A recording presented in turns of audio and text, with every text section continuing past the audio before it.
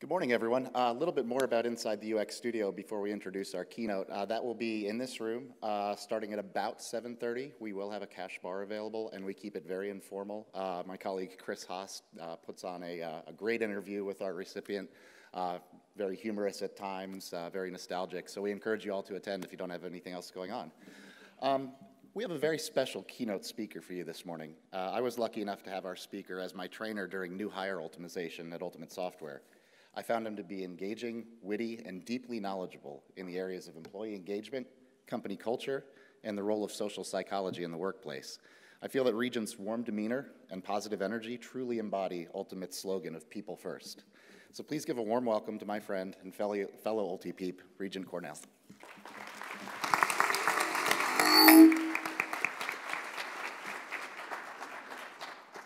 Good morning. Thank you very much.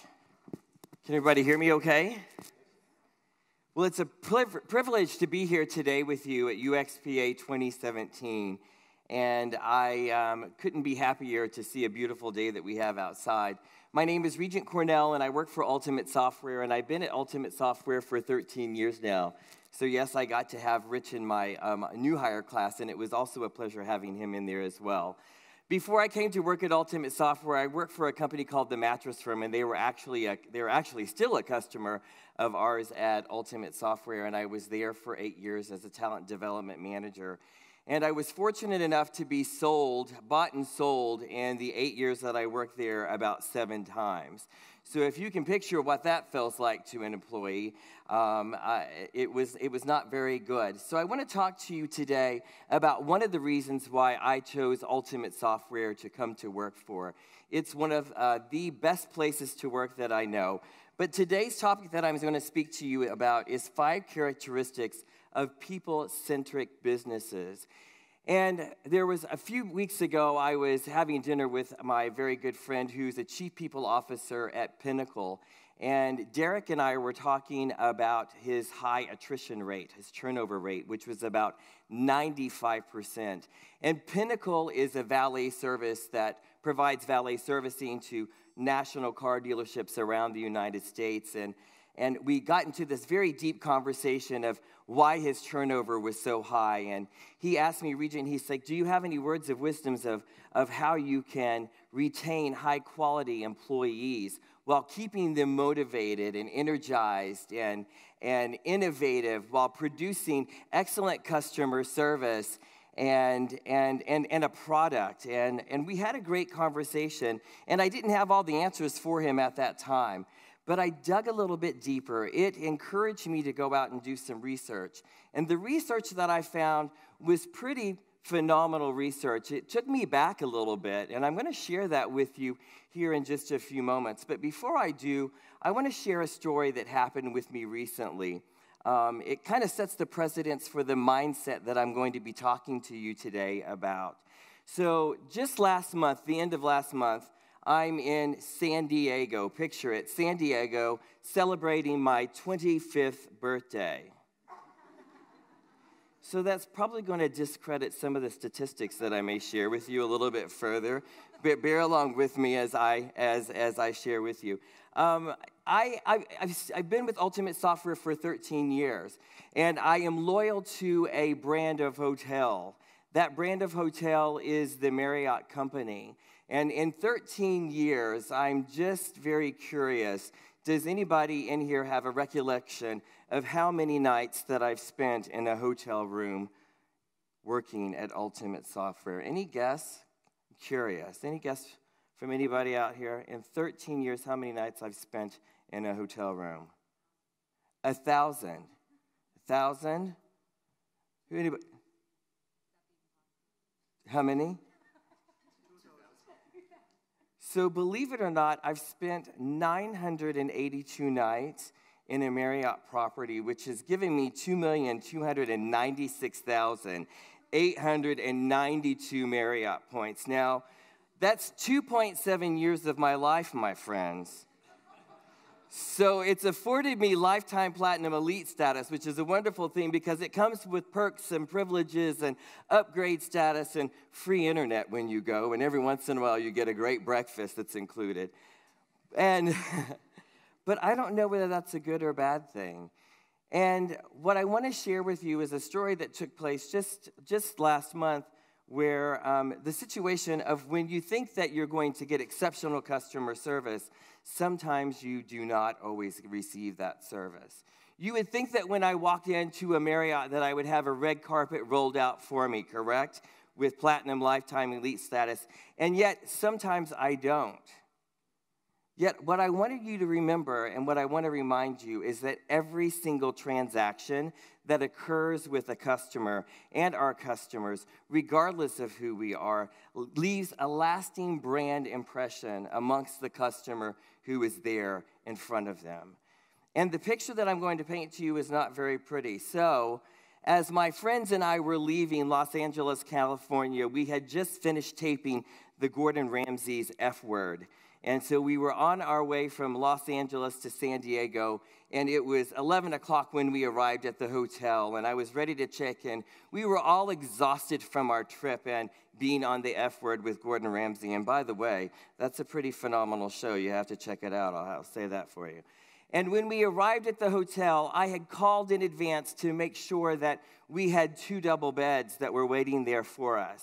And upon check-in with my husband and a very good friend of mine who traveled there from Dallas, Texas, we walked up to that hotel room and noticed that we had a very, very nice king-size bed for all 3 of us. Now, that led to some interesting conversations and stares inside the room. And so I immediately contacted the front desk and asked them to bring up a rollaway bed. Of course, Mr. Cornell will bring that right up for you. So we began unpacking all of our belongings, our clothes, our toiletries. And if you know my friend Lori Smith, you're going to see a picture of her here in just a few moments. I'm talking a lot of stuff. She had just been on the F Word with Gordon Ramsay. So makeup cases alone were unpacked. 30 minutes later, there was no bed that had arrived. So I contact the front desk, and I'm like, hey, do you have a rollaway bed that's coming up? Sure, Mr. Cornell, it's going to be there right away. 30 minutes later, the bed hadn't arrived, and so I made another telephone call. The bed's coming, Mr. Cornell, it's going to be there right away.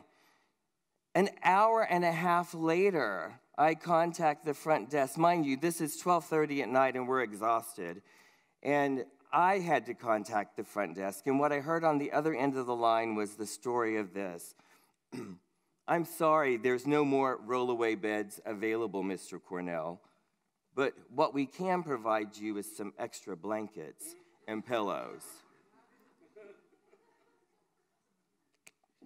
Extra blankets and pillows for a Platinum Elite status, that's lifetime member. So my friend looked at me, and they also suggested, they said, there's a small seat, a window unit that you might be able to sleep in. And all 3 of us looked at each other like, who's going to take that over there? Because it looked like a small seat. So we told Lori, she's about 5 foot tall, we said, well, you can stay over there. How about that? So at 1 o'clock in the morning, we get a knock on the door. And it is pillows and blankets. And the gentleman just hands them to her and shuts the door, not saying I'm sorry or apologizing. So do you think that that's the service that somebody should be receiving as a Platinum Lifetime Elite member? So let me just say this. The 3 of us ended up sleeping together in that king-size bed. And thank God we're really close friends. And the next morning, I had to have a few conversations with both my husband and Lori, but that's where I'm going to let that story end. We're still married. There was no divorce court that was needed. But what I want to let you know is I shared that story with Marriott, and this is exactly what we did the next day. So Lori and I took some pictures the next day, and I said, hey, it would be funny if we took some pictures and posted this on Facebook. And so here's my friend Lori sleeping there. She looks like she's resting peacefully, doesn't she? It's a sweet, sweet view. But here's the real situation. She almost looks like she fits in the window seat that's available, but the true story is this is exactly what she looked like. Lori is 5 foot tall, and this is where they ask her to stay. This is where they asked her to sleep. And as a Platinum Lifetime Elite member, they did nothing about it. The next day, we received an apology note with some wilted fruit and grapes that were in a bowl to compensate us for the lack of customer service. You know, my friends, what's incredible about that is that when we have bad experiences, we tell about 16 people our bad experiences. But what's really incredible is that we only tell 9 people about our good experiences. Twice as many about our negative experiences than we do our positive experiences. And look how many people I shared that with in this audience today. So I'm feeling pretty advocated right now. What I think is very important is to let you know that Marriott is really a good company. They're number 33 on Fortune's best places to work. And I believe that they're a great company, and the good always outweighs the bad when I go and see them. And I know that they're going to make the situation right. I just haven't heard back from him. And that's why I continue to stay with them for 13 years, 982 nights, 2 million points, is because I know that they'll make that situation right without a shadow of a doubt. And that gives me brand loyalty. How are you staying in your company and making things right and creating brand loyalty with your organizations? So what I want to share with you now are some numbers that might set us back a little bit, might take us back just a little bit from where we need to be. I did some further research. I was telling you about my friend Derek Kennard at Gallup, and I shared this study with them. And I also wanted to verify this because, you know, once you start Googling, you can find all kinds of things on Google, and everything that's on Google isn't true. You do know that, right? Though a lot of it is. So I took a look at Gallup, and I checked it out with my marketing and research department at Ultimate Software, and we double-checked the numbers before I shared them with you. And I took a look at Gallup, which is the state of the American workplace. And might I encourage you to take a look at it and read some of the findings there. It's pretty incredible, the numbers that state about our American workplace today. So what I want to share with you are 3 numbers that state what that looks like. And it doesn't paint a very pretty picture. It kind of helps me understand the mindset that took place at Marriott and many of the other organizations and vendors that I visit on a day in and day out basis, where a lot of people think that they're giving exceptional customer service when it's nothing less than acceptable customer service. In fact, in my mind, I think that our customer service around the United States, the game actually has been lowered. Then let me share these numbers with you to see what you think about them. 51% of employees, active employees, are looking for a job today. Not only are they looking for a job, if they're not looking for a job actively, they got one eye open, looking for a better opportunity. And 67% of employees are absolutely checked out. They're disengaged from their jobs. A third of those people are engaged. And not to stereotype millennials by any means, but the research stated that it said 50% of millennials would rather not work a job than to work for a job that they hate and they don't appreciate and they're not respected in. And we wonder why some of the mindsets that we have in business today and the customer service that we're receiving is taking place. What I want to share with you today is how can we change that mindset? How can we reverse these numbers? And it's not always going to be easy, but I'm going to share with you 5 characteristics that would allow us to do so. But before I do that, I want to share with you, of the more than 100 million people in America who hold full-time jobs, 33% of those individuals are engaged and inspired at work. So these are the people who are creative, innovative ideas. These are the people who are bringing in new customers. These are the people who are providing that entrepreneurial energy and that good feeling of respect and honor those are the people that make great places to work. But what I think is also very incredible is that 20 million employees are actively disengaged, and they're spreading their discontent very rapidly in the organizations that we work in. But if I could have you picture a place where people love to come to work, where people are respected not only by their leaders, but by their peers, and where people are encouraged to be who they are and to do the right thing, and they're entrusted to do the right thing, not just once in a while, but every single day, where people want to stay at work and actually not go home, right? Picture where 98% of the employees are fully engaged in what they do, and they would refer a best friend to the job that they're working at. That's a best place to work. That's a culture that's not created overnight, my friends. That's created with emotional capital, and that's created over time and with relationships. And Jim Collins, who's our director of talent development and recruitment at Ultimate Software, says, Regent, it's like a cult-like culture. We want to create this cult-like culture. And believe me, I believe this. Over 13 years ago, I had the opportunity to join Ultimate Software, and I'm so fortunate to still be there. But I remember walking in with my old boss, Tammy Watson, and I couldn't believe the kind of cult-like culture that was taking place. It scared me just a little bit. I'll take you back a few years, and this will guarantee you that I'm not 25 years old. So I told you a little lie there earlier. But those of you who remember the Chrissy dolls, right? The Chrissy dolls, I used to play with my sisters a little bit more than she played with hers. But that's a whole other story.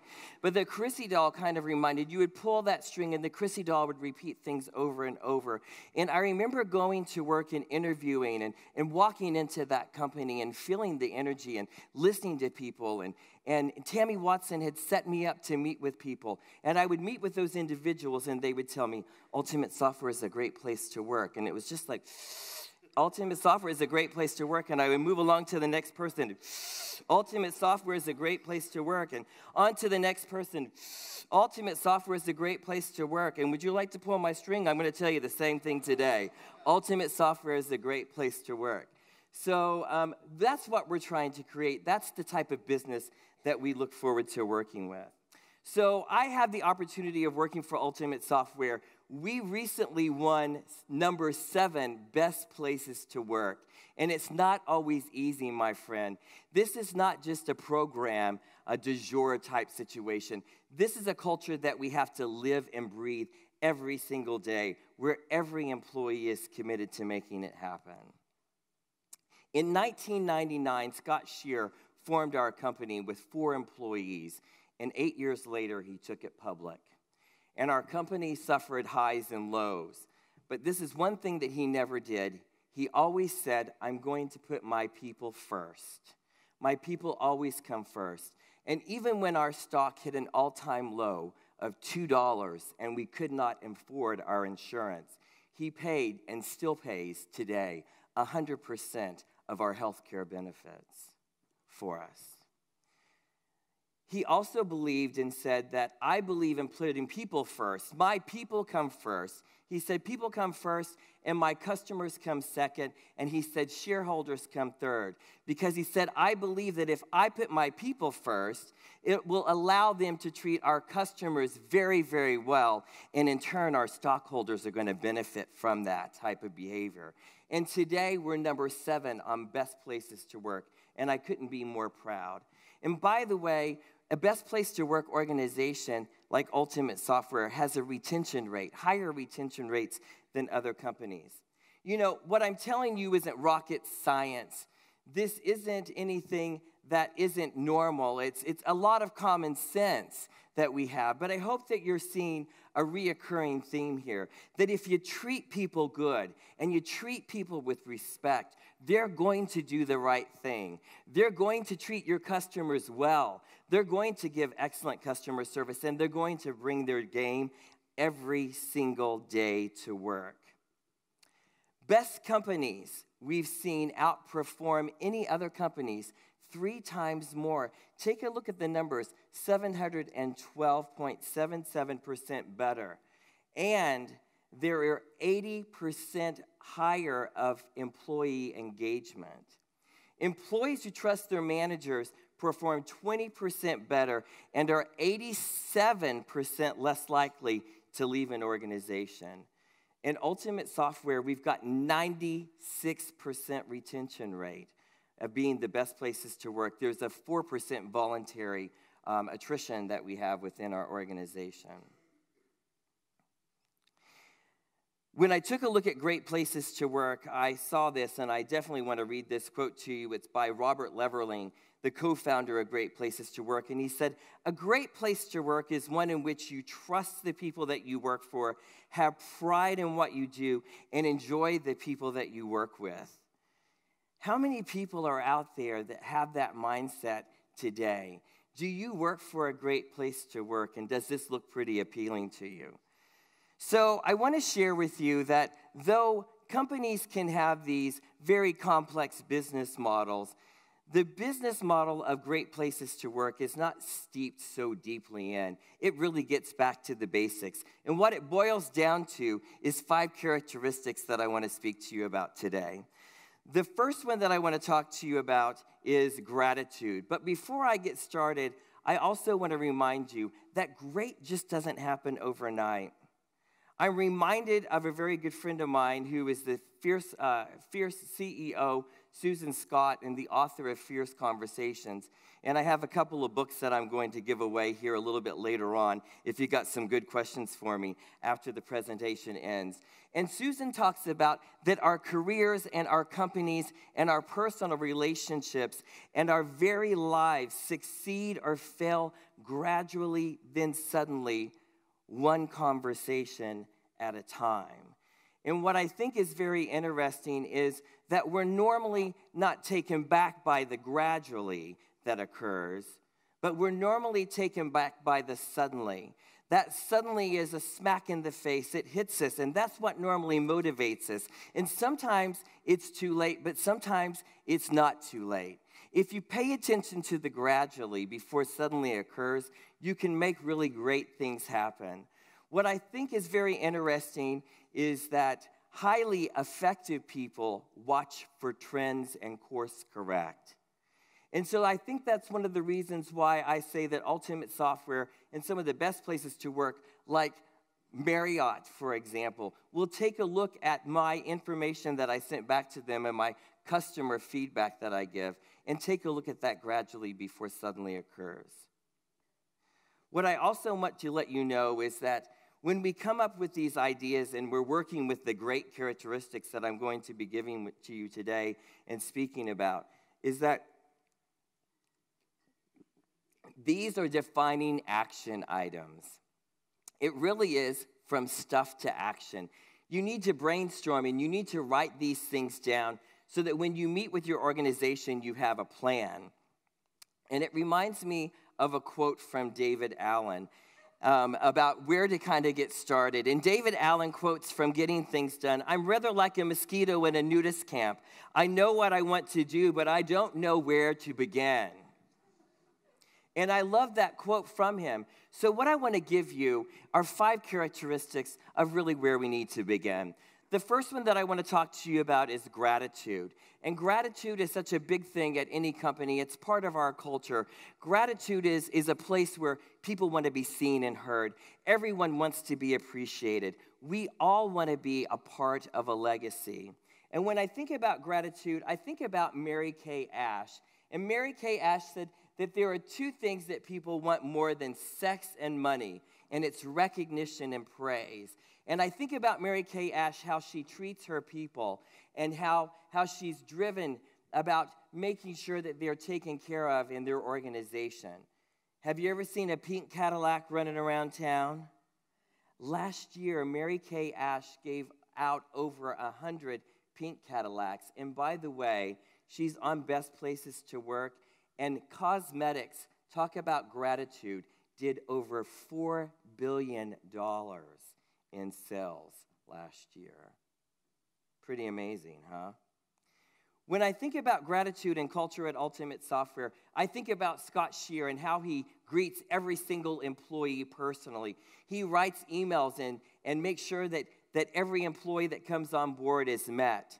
And I think about the times that he comes to new hire dinners and we celebrate success. And we're a big company to make sure that we're always having fun and doing things and being rewarded for our jobs.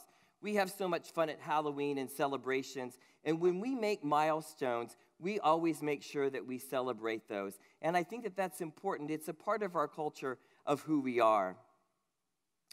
The next thing that I want to talk to you about is respect. And respect starts very, very deep. That culture of respect is very important to have. At Ultimate Software, we have a very high level of respect, and it needs to be taken into consideration in every company that you work for, regardless of whatever you do. It's who we've hired and the skills that we've hired them for, and putting them in positions that allow them to be entrusted, allowing people to do what they want to do. As John talked about, allowing people to be respected and trust and take the thermometer off the wall yesterday. I thought that was funny. But what I also think about the respect and caring of each other is something that we do with Ultimate Software is respect from our leaders and making sure that they respect who we are and what we do. And what I think is amazing is, I want to share this with you, the respect from our people that's embedded into our culture. 6 months ago, we had a gentleman that was with our company for 9 years, and he passed away suddenly in a car accident. Eric Mack was his name.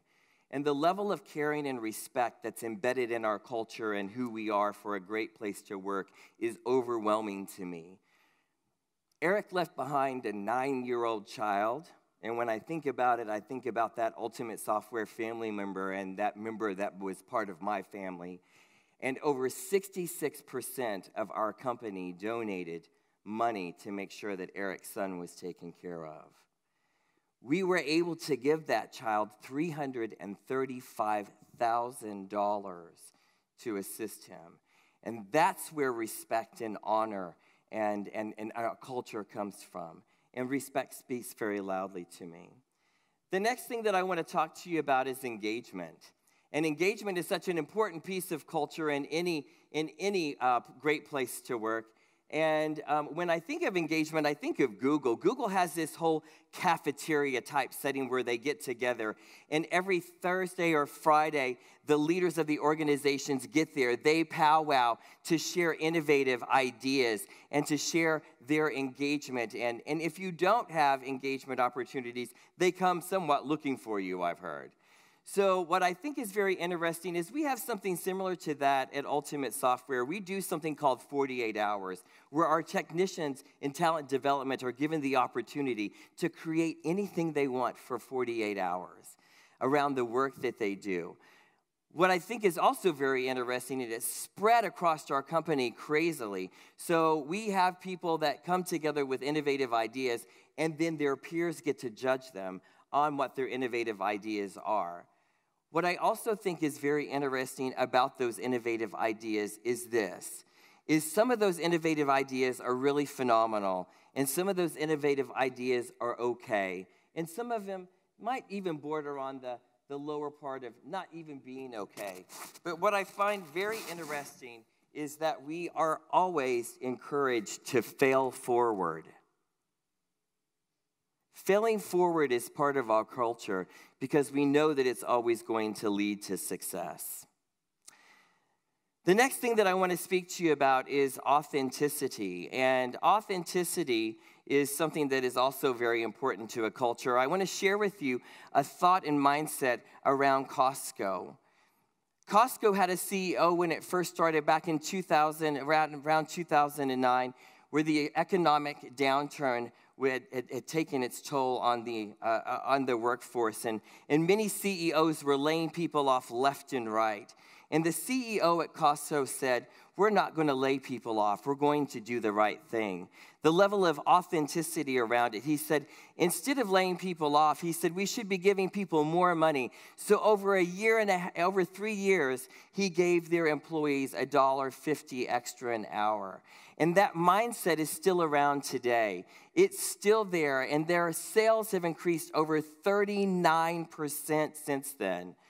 And Craig, who is the CEO of Costco today, still believes in that.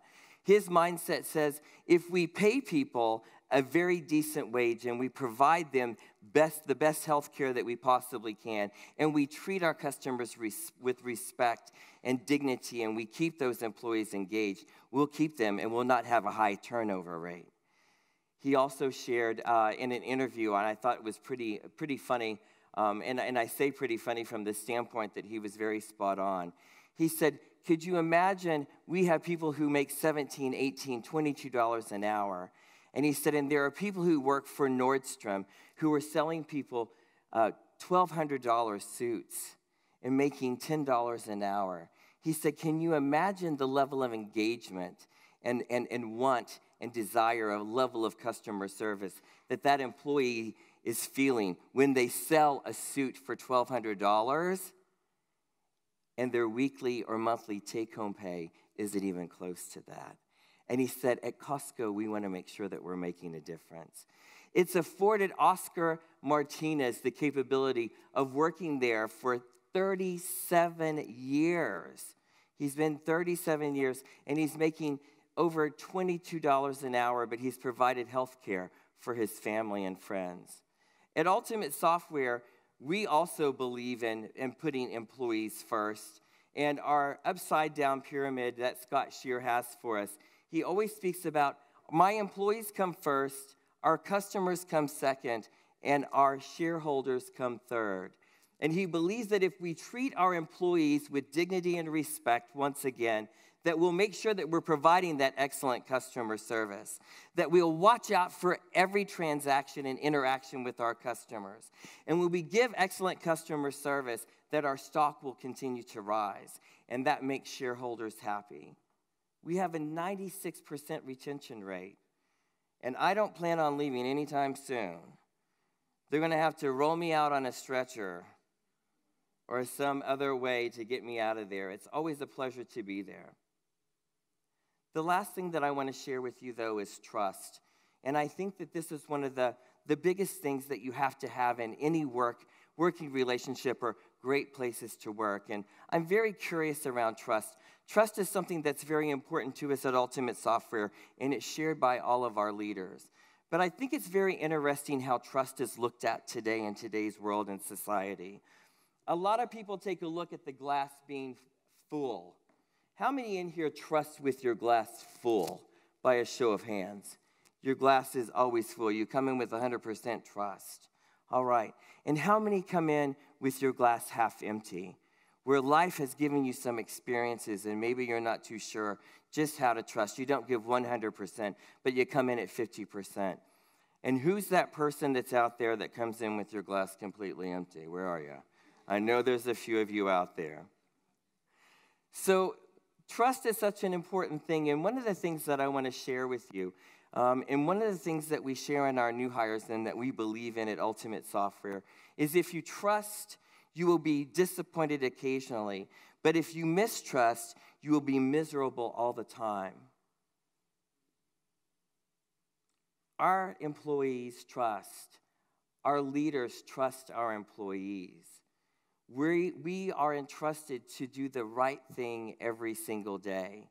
And that autonomy allows us to be engaged employees, to do the right thing, to do excellent customer service, to be innovative, to bring our energy to the table every single day. And that's what working for a great place to work feels like. What I want to leave you with on trust is that people who argue about whether the glass is half empty or half full really miss the point on what trust is. Super important to know that the glass is always refillable, my friends. The glass is always refillable. I want to remind you that great places to work have a to-do. It's 5 characteristics. They're very easy, though that the business model might be very complex. I want to remind you that there is gratitude, respect, engagement, authenticity, and trust that makes the best place to work. I want to see if you have any questions for me at this time before I turn it back over to our leadership staff here. But what questions do you have for me? There's a mic that's going around, and I'm happy to answer any questions. I've got 4 books from Fierce Conversation and Susan Scott that I would just love to give away for any great question that you have out there. Yes. Hi, how are you? Great.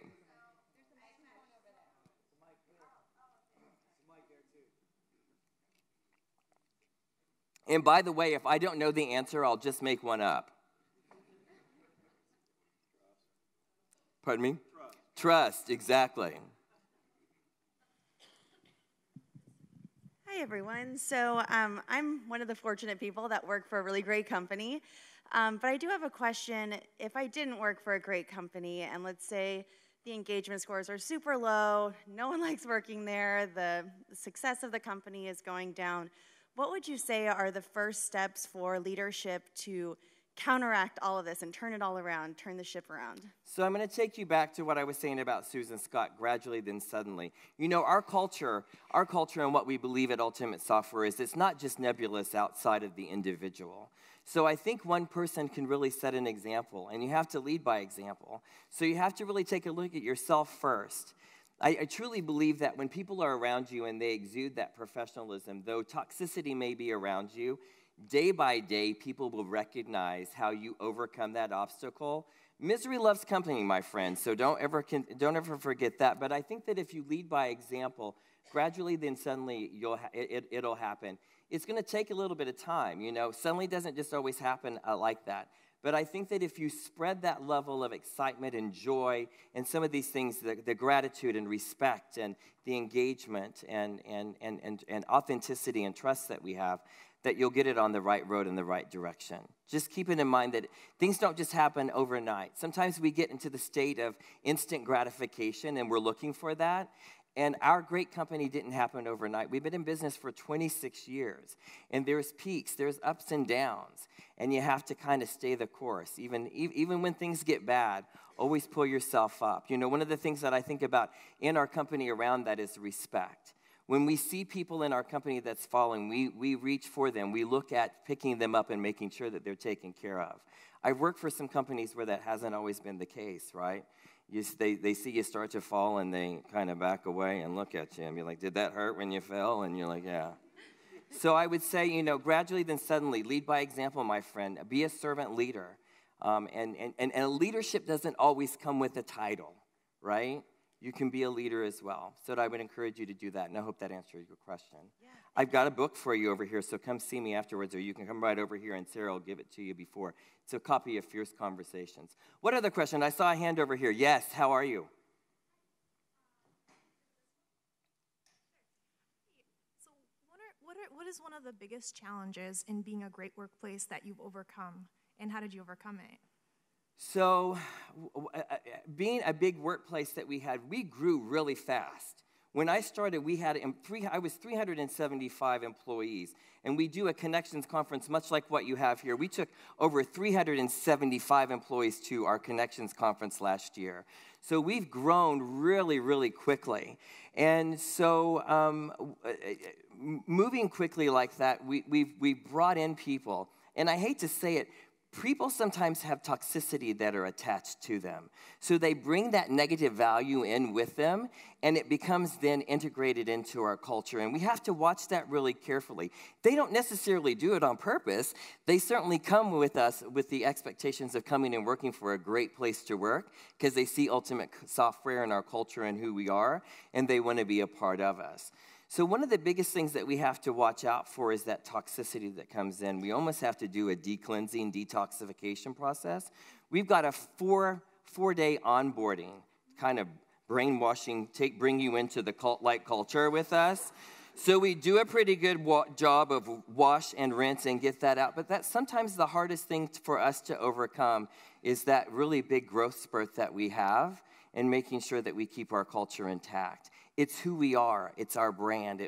It's what makes us successful. It's what makes us number 7 on Great Places to Work. Did that answer your question, my friend? I hope it did. And I got a book for you right over here. Thank you so much. Did you have a question for me? How much more time do we have? Are we doing good on time? You all right? Good. First of all, just thanks. I really enjoyed your session. Thank you. I had a question. I work for a really big company, and sometimes we're in a lot of different locations. We have kind of like some leaders that we don't get a lot of time with sometimes. And I just wondered if you had any tips for kind of pushing this stuff to remote teams, or kind of like pushing some of these ideas up to folks.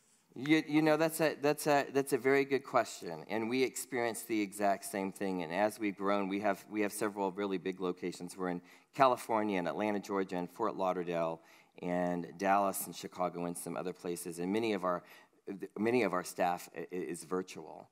So we're fortunate enough that our CEO brings us together for team meetings on an annual basis, or every other year where we get together. But we always make sure that we reach out to people.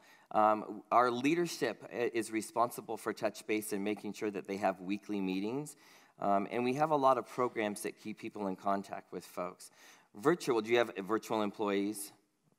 Just people kind of spread out sometimes. Yeah. So we'll see some of our teammates. So it's a little tough. What we try to do, at least on an annual basis, is to get our groups together. But definitely we have conversations over the phone. Many of them are WebEx. We use WebEx, the Coco go-to training type situations where we bring people together. We force people to turn on their projectors early in the morning as they're sitting in their pajamas, drinking their coffee. But it's that moment of that relationship that I think that's so important. I think that that emotional capital is very important to make sure that you're having those conversations and those interactions. It's part of your culture and who you are. And if you don't have that, what I see happening is there's a lot of times a huge disconnect. And what can definitely happen in many of those instances, and what we've seen and what we've had to overcome, is quickly how much siloing can occur. I hope that answers your question, my friend. Thank you. I got a book for you right over here if you'd like to come get it from Fierce Conversations, or we'll give it to you a little bit later on. What other questions do you have for me? Hi. Hi. Great talk. I'm Felix Portnoy, and actually, I had a very similar question, but I really want to have the book, so I'm going to ask it anyway. You get a book so you can ask the same question over and over, right? All right. Don't try that next in line. So it's already out. So I actually work from home 100%, and the issue of engagement is very challenging. And then now there's a pendulum in the industry. We talked about it before with my friends here at IBM.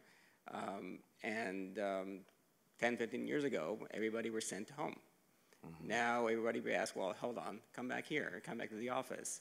And since your company has a mix of remote employees and on-site employees, and so I understand that to keep that engagement, that curiosity, that innovative mind, you try to get people to an annual meeting, but on a day-to-day basis, is WebEx enough? What else do you guys do to keep employees engaged and happy where they are? So, you know, it really is a good question. I used to work from home. I used to be in Dallas, Texas, and so I was a remote employee for probably over 5 years.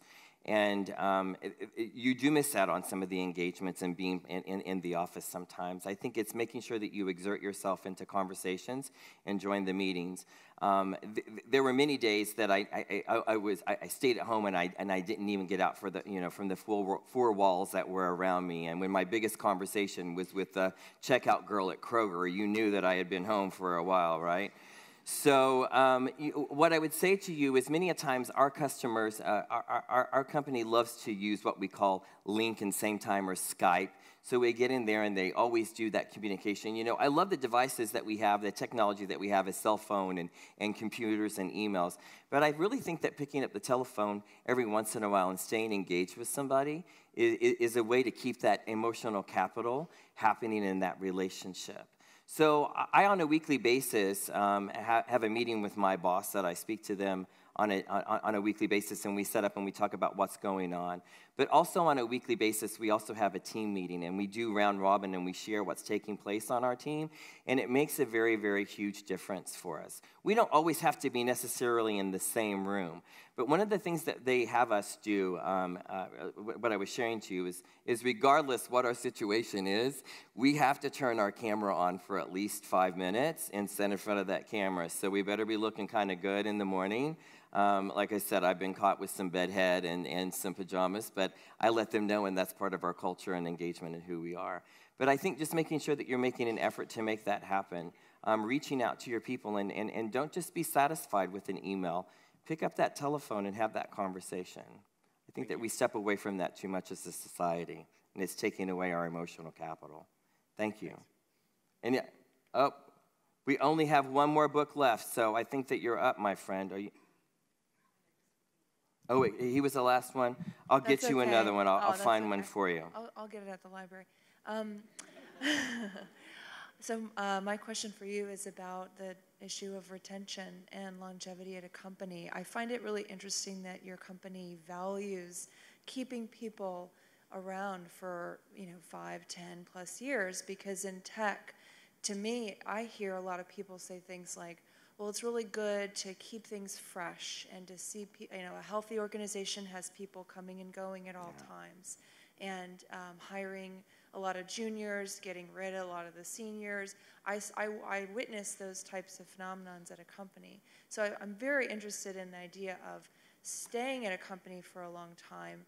What are the benefits that you see, and what could be the pitfalls? Like, for example, if someone came in really early in a company, they've been there for a long time, this is the way the product works, this is the way things work here, and that sort of mindset, whereas somebody who's coming in new is like, well, anything's up for debate or change or negotiation. So I would kind of interested in your take on that, since it seems that you do feel that the longevity is valuable. So. And I agree with you. I think longevity is very valuable. I've been there 13 years. There are people who have been there for, that are still there for 23 years. And with our new oncomers, we have some TechStar programs, which are interns.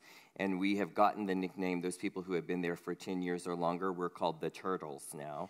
I don't know whether that's a good thing or a bad thing. It just depends on how you look at it. One of the things that we do is we really embrace change. We love that piece of innovative. We love that new blood. I was teaching a class just the other day, and one of our tech stars in our internship, she believe it or not, just a genius. I had no idea how old she was. And as I was sitting there talking to her, somebody told us later that she was 17 years old in our intern programship that we had. So one of the things that we tend to step away from is I can't and no, and we're really a strong believer in yes and how. So one of the things that we strive with our leaderships, and we have leadership programs, is to take the word no out of our vocabulary.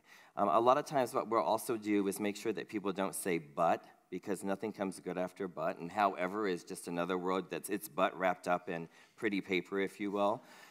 So we want to make sure that people are very innovative. We have to be innovative. We want to make sure that we're pushing forward. We know, and we've seen when innovation gets stifled, big companies that have gone out of business, like Eastman Kodak. And when was the last time you've text messaged somebody on your Motorola flip phone, right? So we love that new blood that's coming in. We love that innovation, but we also are deeply rooted in the people who have been around our product for a long time. They have a lot of skills and service to pass on to the new generation, but we certainly embrace change. It happens a lot, right? All I have to do is ask Rich, and it's something it's never fun, but what we always say is change is a piece of friction, and friction allows us to know that we're moving forward. Change isn't always easy, but we embrace it, and that's really a cool thing. Thank you. I hope that answered your question. Yeah. My pleasure. Anybody else before we close? Yeah. Yeah. Quick question. Thank you for the talk, first off. Absolutely. From Robots and Pencils, based in Calgary. So your 48-hour time that you spoke about sounds like Google's 20% time, and that's kind of commonly referred to like 120% time nowadays. How do you, as an organization, avoid that situation? You know, they put steep parameters around the 48 hours, and if I'm understanding your question, it's just to make sure that you're keeping it. Will you clarify that just one more time? Yeah. So the stories that people tell is basically they end up doing the 20% on Saturday. Oh. So they have 5 days of work plus an extra 120% of their time. Yeah, that's not the case for us. 48 hours is a part of what you do every day. You get it's 48 hours, and it's spread over a certain amount of time. There are multiple people who actually get together and work together as a tribe on that 48-hour program, so you don't necessarily do it individually, and it's 48 hours that's spread out over a certain amount of time. You can use all your 48 hours at once, but it's not done like on a Saturday or Sunday where you have to do it off-site. It's actually done during business hours. We found that if you do it off-site, I mean, you certainly can. We would allow you to make that happen. I don't think it's intended to be off-site. It's just you have your work that you have to get done, and it's expected to get done. Yeah, and the really cool thing is that we make sure that time is available for that to happen. What we found is when we incent people to do that, people find time to make great things happen, and when they're motivated about doing something, they'll find time to make it happen. When you're motivated about something, you know, I can find any excuse about something that I'm not motivated about and can't find the time on my schedule. But when it comes with a bonus or an incentive or a recognition from your peers, we find that people actually make time and are still able to keep up with their work and business around them. I hope that answers your question. Thank you. Thank you. Any other questions before we close? Yeah.